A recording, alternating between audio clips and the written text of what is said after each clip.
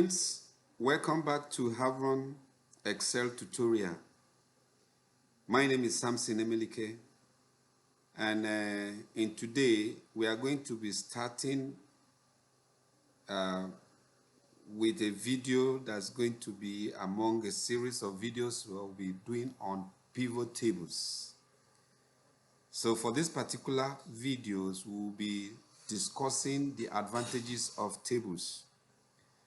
Most Excel users may not be aware that there are three types of tables that we use in Excel: the gray table, the officially recognized table, and then of course the pivot tables. So but this video will just be looking at the tables, the one officially recognized by Excel as table. They will look at the features, the benefits, the advantages of working with such tables. All right, so in the next series of videos, we'll be doing an introduction to pivot tables. We'll see how we can use pivot tables to summarize our data, see how we can use pivot tables to sort, to filter, to reorganize, to group, count occurrences, totaling, and then seeing how we can do more extra things with pivot tables. Okay, so let's get started. I'm going to click this video tables. Of course, this is an official Excel table. How do you know that? When you click inside the table, you look at up here, you see this tool, table tools. Clicking outside disappears. Okay, so whenever you click on a table like this and those tools come up, you will know that that is an official Excel table. So I'm going to demonstrate the difference between the gray table and the official table. So let me quickly develop a data table here. Say here we have here, and then we have team 1. Now I want to look at sales teams, say about 5 of them, and then let's see what they are doing within the week, say from Monday till Sunday. Now let's randomly generate sales, say between 1,000 and 5,000. Great. And then we drag it down here and bring it here. So because these are randomly generated numbers, I don't want them to keep changing. So I have to fix it. Then after fixing the values, let me go to my home and put on the bands. Great. So let me do my auto fit. All right. So I am going to duplicate this table right now. Just duplicated this table here. Okay. So now when I click here, you won't see those options there. When I click here, you won't see those options here. But when I click here, it appears. That's because this is an official table, this is not. So I am going to convert this to table right now. So I'm going to hit, that's clicking inside here, I'm hitting Control T. Now this window pops up. Here, my table has headers is checked because I actually have headers in my table, and this is the range, okay? H5 to M12, H5 and M12. So I okay it. Now the moment I okay it, the table is still selected. Already you've seen the table tools appearing, okay? Now when you look at this, a lot of things have happened, and these are already bringing out the advantages and benefits of using tables.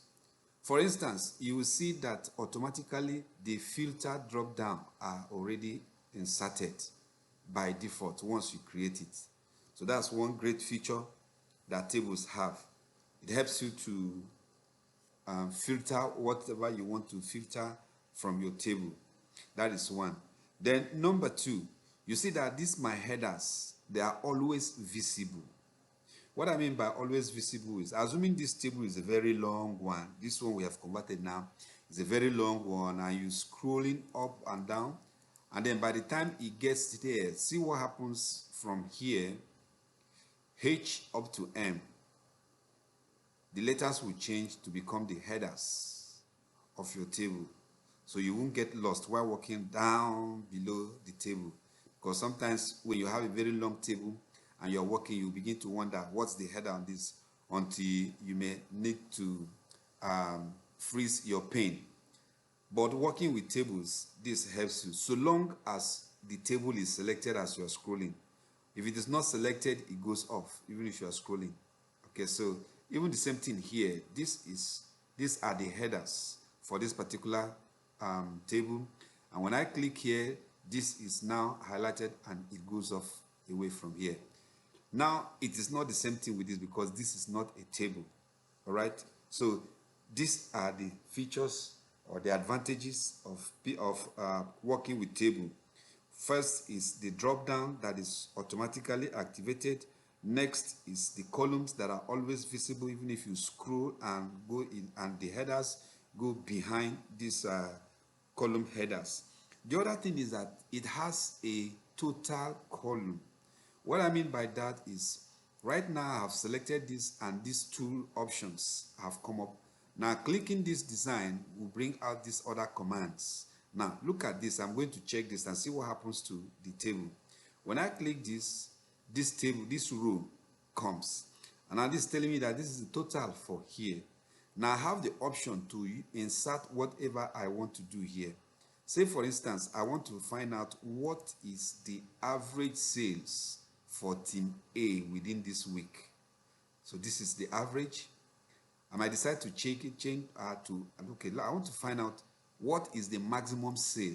This is the maximum sale which occurred on which day? Maximum, it occurred on Thursday. All right, so it's the same thing for each of these columns. You can actually do whatever you want. This is not available when you keep working with this kind of table. Right. Now, the other advantage is that it beautifies your table with banded rows and banded columns. What I mean by these banded rows, for instance, this is selected, and when I come here, these are my banded rows. See what happens by the time I uncheck this. Those bands go off. When I click it, it comes back again. What about the columns? When I click this column, these columns are banded alternately. When I uncheck this, I can have this. So depending on your choice, you can actually choose any of these to make your table look quite appealing. Now, the next thing I want to discuss as an advantage is if I want to make reference to this table, I will say it's from here, which is H5, up to here, which is M13. However, I can simply look at this point here. So long as the table is selected, and in my design option, come over here, you see the name. I can decide to rename this, say this is Havron table. Let's say Havron table. I enter. Of course, you know that while you are renaming here, you don't need space between your text or between your characters. So this is Havron table joined by underscore. So wherever I want to make reference to this table, it's simply this. Okay, so that is a very unique feature that you can use to make your references. And then another advantage is that the name is dynamically changing. Sorry, the table dynamically changes its range. Now, what I mean by that is, look, here is this table is defined by the beginning of this H5 and the ending here, which is M13. Now, if I go ahead and enter here, I say I type something else. Okay, sorry. Let me remove this. Let me remove this total row, and I type here, say this is another Wednesday. When I hit here, you see, it automatically expands. That is how it continues to expand. The same thing happens here. If I say I am typing, let's say I have something else I want to do here. When I enter, it automatically expands. I don't need to select it. I don't need to go and reset the range. This table here, the same table that we are looking at here, this same Havron table has expanded its range dynamically. Okay, so the next thing I want to talk about now as a feature is if I decide to say I want to find out the sum of the sales for Monday. See what's going to happen to the rest rows here, the rest cells beneath. When I enter, everything calculates itself. So entering a formula in the cell here brings them down here. So you're at liberty to say, no, this is not what you want. Okay, but it makes your work easy. All right. So these are some of the advantages of working with Excel table. The last feature I want to talk about is filter using your slicer. Now, when your table is selected, still go down to the table tools design. Look at my slicer here. And then this slicer, when you click it, it's going to give you options to choose for any of these headers. Like we see 1, 2, 3, 4, 5, 6, 7 headers. So each of them are represented in this slicer to help you to filter. So for instance, I'm going to be filtering on the day alone. In our later videos, when we'll be discussing pivot tables, we'll discuss extensively on pivot table and timelines that you can use to make your dashboard interactive and dynamic. So let's go with this. All right, so there are different ways. For instance, if this is long and I don't want it to be long, even though this is okay, if I don't want it to be very long, I can reduce the length by increasing the columns, and then it comes this way. All right, so when I want to filter, I want to filter what happened on Sunday, for instance. It gives me everything for Sunday. Team 1, Team 2, Team 3 to Team 5. These are their values. What about Monday? It keeps changing. Tuesday, it changes. So you are filtering and you are getting the figures. When you're making your presentations, with the help of this, you're able to filter for each of the units that you want to make presentation on. All right, so these are the great features that make tables very, very exciting to use.